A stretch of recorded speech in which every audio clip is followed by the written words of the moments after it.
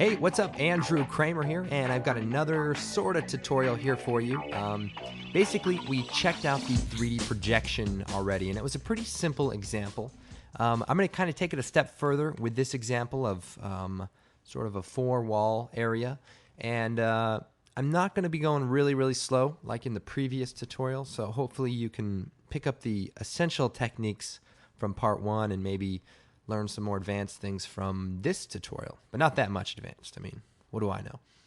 But what we're going to do is let's just set all this up. So we have a picture of our wall, and we'll just call this reference. By the way, if you hit return on the keyboard, you can retype the layer's name. So there's our reference again, and we'll call it projected. So this way you can at least kind of follow what's going on. So, and sorry, I started feeling better yesterday after that bee attack, and I must have had a relapse or something because I was up and I was really hungry and I wanted some honey and some brown sugar.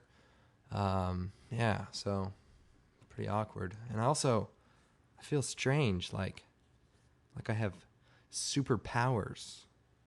Whew. Anyway, we're going to create a new solid. We'll make it white, and this is our projected image, comp size, and we'll just make one this time. And we'll add our grid effect, and we'll make it a little bit thicker, and that should be good. And we'll make it 3D. We'll make our projected image 3D, and I'm a little out of order, but I'm just trying to go as we go. Now let's make that new light. Point light, cast shadows, 100% darkness, good. And our camera, 35 millimeter.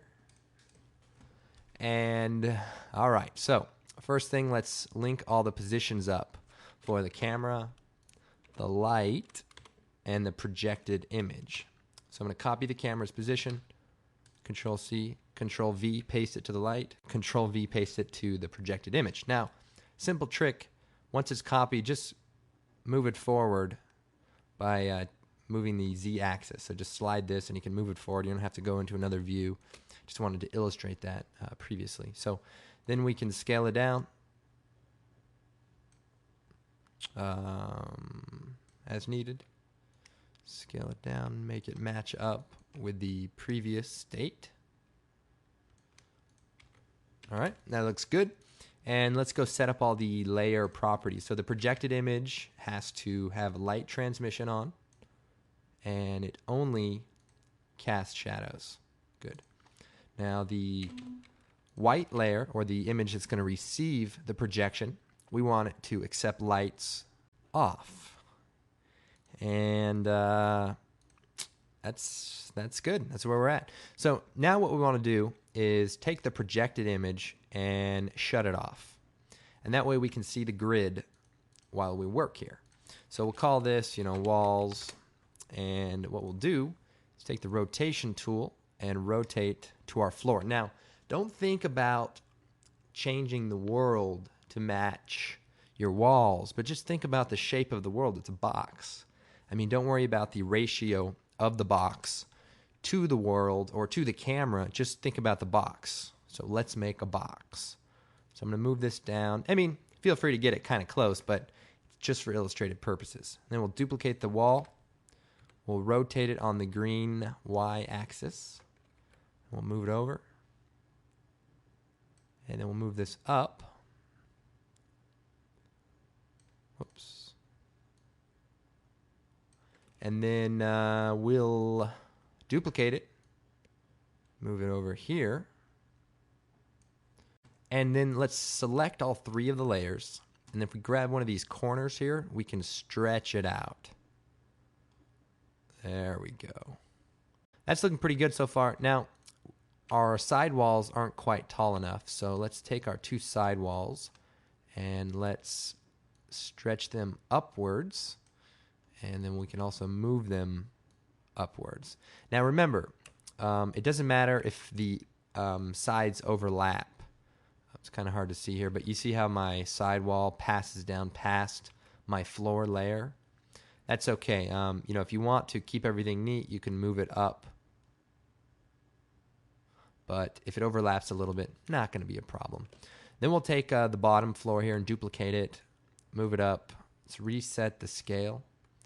And then let me reset this grid back to what I had it.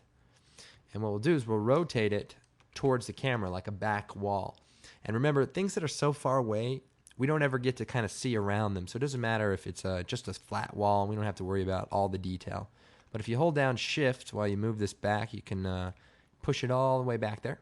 We're going to go to the top view, and we're just going to line this up with the back of the wall. So I'm just holding down Shift and using the up arrow key.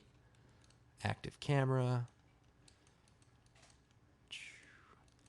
Okay, so that's our wall back there. Now we can enlarge it, and it looks like it's overlapping, but remember, it's not. And if you hold down Shift, you can move things a lot easier in 3D space. So we just basically want to fill the space so that anything that doesn't get caught by the walls or the floor will get caught by this background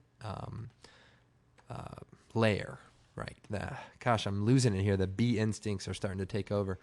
All right, now if we turn the projected image back on, the reference picture off, and we turn the grid effect off, we're sort of right where we started.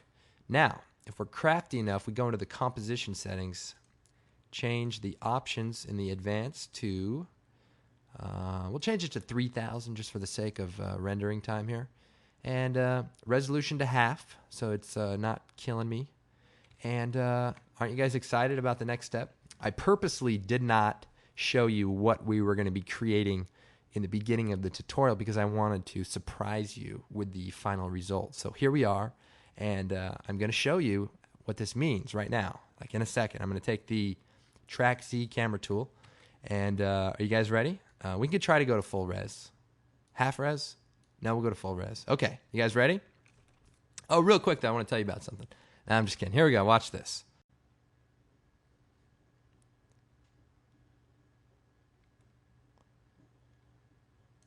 Pretty wild. Let's go to, just for the sake of making this quicker, bring the resolution down, and you can see we can scale this room pretty decently. You know, I saw some people were wondering, like, what could this be used for? Well, you know, for depth, for one thing. If I were to move my camera down closer to the floor, you know, and look upwards, let's see. Now, we don't have anything up there, but we could obviously put a sky up there or something, and maybe you could create a cool looking, like, look up and have the right perspective and not just, like, have a picture, you know, moving up or down, you know, like, position-wise, because that always looks hokey. But, yeah, I mean, we can move the position of the camera and create some much more dynamic-looking moves, you know, all within the confines of this picture.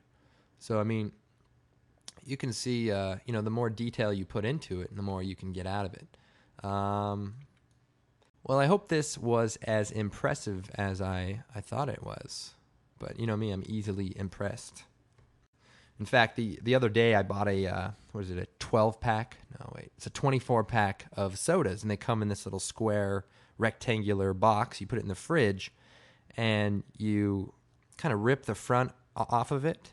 And what happens is the sodas roll forward. So if you take one out, they roll forward. So there's always a soda there waiting for you to drink. Take one out. So, I mean, I was a little skeptical at first, you know, because how could this mechanism really work so well? So, needless to say, I pulled all 24 of them out there to make sure each one would, you know, follow suit and come out. All right, guys. This is Andrew Kramer for VideoCopilot.net. Of course, you can come support this site. Go check out our purchase page or our products page. Buy a cool DVD. I recommend it, you know, and tell your friends because, yeah. All right, guys. I'll see you next time. Bye.